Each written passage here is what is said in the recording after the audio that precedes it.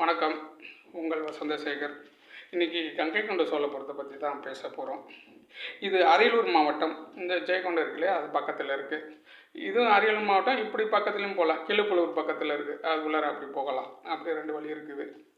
இது வந்து ராஜராஜ சோழனுடைய மகன் இருக்கார் இல்லையா, ராஜேந்திர சோழன், முதலாம் ராஜேந்திர சோழன் அவர்களால் 1036 வந்து கட்டியிருக்காருங்க இந்த கோயில். சோழீஸ்வரர் அந்த சிவனுக்கு பெயர் வந்து. இது வந்து கங்கை வெற்றி கொண்டதுனால அதுக்கு ஒரு நினைவுகார்த்தமாக கட்டலாம்னு சொல்லிட்டு இந்த கங்கை கொண்ட சோழபுரம் கோயில் வந்து அந்த ராஜேந்திர சோழன் வந்து கட்டியிருக்காருங்க. அழகான கோயில். அந்த காலத்தில் அவர் அப்படி ஒரு பிரம்மாண்டமான கோயில் கட்டியிருக்காங்க. இந்த வெள்ளைக்காரர்கள்லாம் வந்தபோது சில அந்நியர் படையெடுப்புலாம் வரும்போது இந்த கோயிலை ரொம்ப சேதப்படுத்தி அந்த வெள்ளைக்காரர்கள் வந்து இங்கே இருக்கிற கருங்கல்ல எடுத்துகிட்டு போய் தான் வந்து வீராணை ஏரிக்கையை கட்டியிருக்கிறாங்க அந்த வெள்ளைக்காரன். அதுபோல் சில படையெடுப்புகளால் இந்த கோயில் வந்து பாதிக்கப்பட்டிருக்குங்க. இருந்தாலும் இப்போ இருக்கிற கோயிலும் அழகாக இருக்கும். நீங்கள் அந்த பக்கம் வந்தீங்கன்னா கண்டிப்பாக அந்த கங்கை கொண்ட சோழபுரத்தை ஒரு தடவை போய் விசிட் பண்ணிடுங்க. நன்றி, வணக்கம்.